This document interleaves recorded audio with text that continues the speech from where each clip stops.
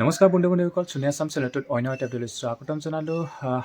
SSC GD 2025 যিহেতু আপোনালোকৰ exam আহি পাইছে আৰু এক্সাম যিহেতু আমাৰ 4 তাৰিখৰ পৰা আমাৰ এক্সাম আৰম্ভ হৈ যাব আৰু যিহেতু আজিৰ পৰা আপোনালোকৰ এডমিট কাৰ্ড দিয়া আৰম্ভ হৈ গৈছে আৰু কাৰ 4 তাৰিখে আছে আপোনালোকে কমেণ্টত জনাব।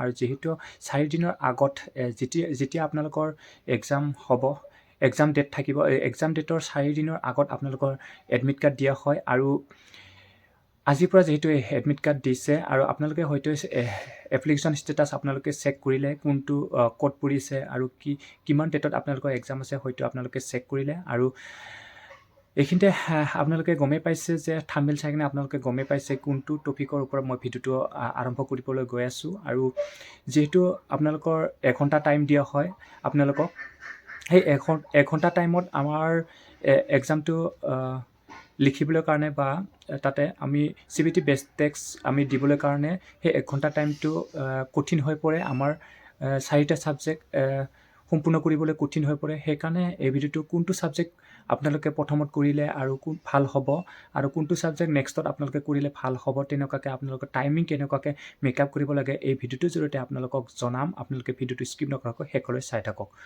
বিশেষকৈ এই ভিডিঅ'টো যিসকল নতুন কেণ্ডিডেট, সেই নতুন কেণ্ডিডেটসকলে যিহেতু নাজানে তাৰ কাৰণে এই ভিডিঅ'টো লৈ আহিলোঁ। আৰু মোক কমেণ্টত সুধিছিলে যে কোনটো ছাবজেক্ট কৰিলে ভাল হ'ব, টাইমিং কেনেকৈ মেকআপ কৰিব লাগে, তেনেকুৱাকৈ কমেণ্টত জনোৱাৰ কাৰণে এই ভিডিঅ'টো আপোনালোকক লৈ আহিলোঁ। যিহেতু মই বহুত দিন এমাহ ধৰি মই ভিডিঅ' দিয়া নাই, কাৰণ ঘৰত অসুবিধা আছিলে, তাৰ কাৰণে ভিডিঅ' দিব পৰা নাছিলোঁ। আপোনালোকে যাতে বেয়া নাপায়। এইখিনিতে আপোনালোকক ভিডিঅ'টো আৰম্ভ কৰোঁ। যিহেতু আমাৰ প্ৰথমতে 4টা ছাবজেক্ট থাকে।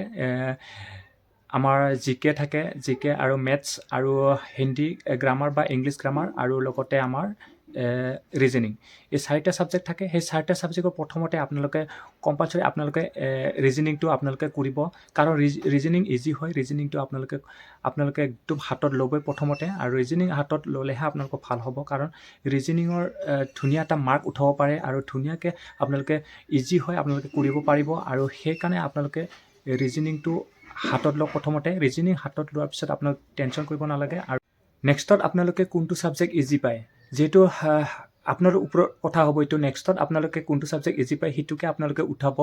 আৰু যিহেতু মই হিন্দী গ্ৰামাৰ বহুত ইজি লাগে, সেই হিন্দী গ্ৰামাৰটো উঠোৱাটো মই বেছিকৈ ভাল পাওঁ। আৰু মই এটা কথা কওঁ, আপোনালোকে প্ৰথমতে আপোনালোকে জিকে কেতিয়াও নুঠাব।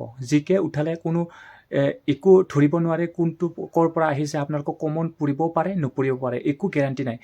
জিকে আপোনালোকে প্ৰথমত উঠাবই নালাগে। জিকে আপোনালোকে যদি প্ৰথমত লিখি থাকে প্ৰথম যদি আপোনালোকে জিকে উঠাই কিনে যদি আপোনালোকে লিখি থাকোঁতে আপোনালোকৰ টাইমিং গুচি যাব।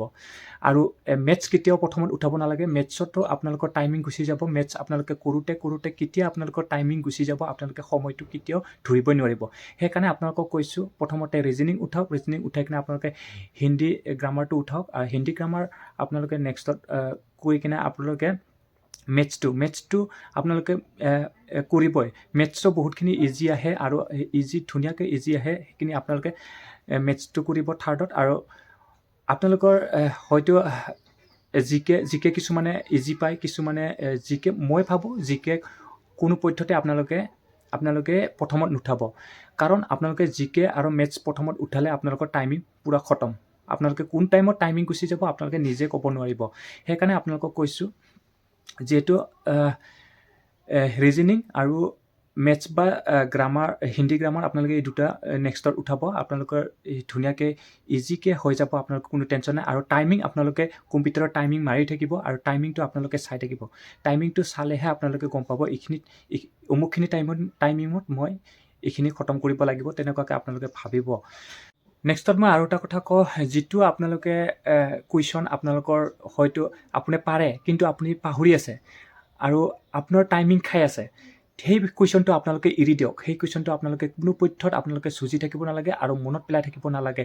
বহুত টাইমিং যদি অকণমান সময় মনত পেলাব, অকণমান সময় মনত পেলোৱাৰ পিছতো যদি আপোনালোকৰ অহা নাই, তেতিয়া সেই কুৱেশ্যনটো আপোনালোকে এৰি দিব। আৰু যিহেতু আপোনালোকে ৰিজনিং বা মেথছতো তেনেকুৱা হয়, কিছুমান এনেকুৱা এনেকুৱা কুৱেশ্যন আছে আপোনালোকৰ টাইমিং খোৱা কুৱেশ্যন আছে ৰিজনিং বা মেথছতো টাইমিং খোৱা কুৱেশ্যন আছে বিশেষকৈ ৰিজনিঙত বেছিকৈ টাইমিং খোৱা কুৱেশ্যন আছে সেই টাইমিং খোৱা কুৱেশ্যনকেইটা আপোনালোকে এৰি দিব তাতে টাইমিঙত আপোনালোকে সেই টাইমিং খোৱা কুৱেশ্যনকেইটা আপোনালোকে কেতিয়াও আপোনালোকে যুঁজি থাকিব নালাগে যুঁজি থাকিলে আপোনালোকৰ টাইমিংখিনি পূৰা খতম হৈ যায় তেনেকুৱাকৈ আপোনালোকে কোনো পথ্য ভুলতো আপোনালোকে সেইটো কাম নকৰিব এইটো মই পাৰিমেই আৰু আপুনি পাৰে কিন্তু ৰিজনিঙৰ কুৱেশ্যনটো আপোনালোকে পাৰে কিন্তু সেইটো আপোনালোকৰ টাইমিং খাই আছে টাইমিং আপোনালোকৰ 10-15 মিনিট তাতে খাই গৈছে সেইকাৰণে আপোনালোকে সেই কুৱেশ্যনটো পিছত কৰিব চেষ্টা কৰক সেই প্ৰথমত আপোনালোকে সেই কুৱেশ্যনটো আপোনালোকে বাদ দিয়ক সেই কুৱেশ্যনটো টাইমিং কেতিয়াও খাব নালাগে সেইকাৰণে আপোনালোকে সেই কুৱেশ্যনটো এৰি দিব লাগে তেনেকুৱাকৈ আপোনালোকক জনাই দিলোঁ আপোনালোকে যদি ভিডিঅ'টো চাই ভাল পালে লাইক শ্বেয়াৰ কমেণ্ট কৰিব এই চেনেলটো যদি প্ৰথম পাইছে ছাবস্ক্ৰাইব কৰি ল'ব আৰু কাষতে থকা বেল আইকনটো টিপি দিব নাপাহৰিব ধন্যবাদ জয় হিন্দ